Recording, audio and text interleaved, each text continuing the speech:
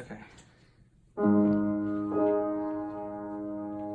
We used to only do this on the weekends, but now it's almost every single night.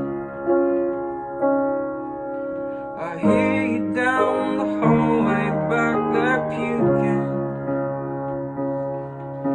I hear you pump his college friends that are puking outside.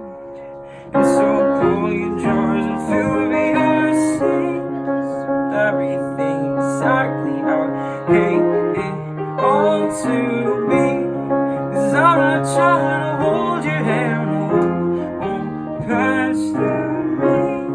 'Cause I'm far too cynical for faith and make believe.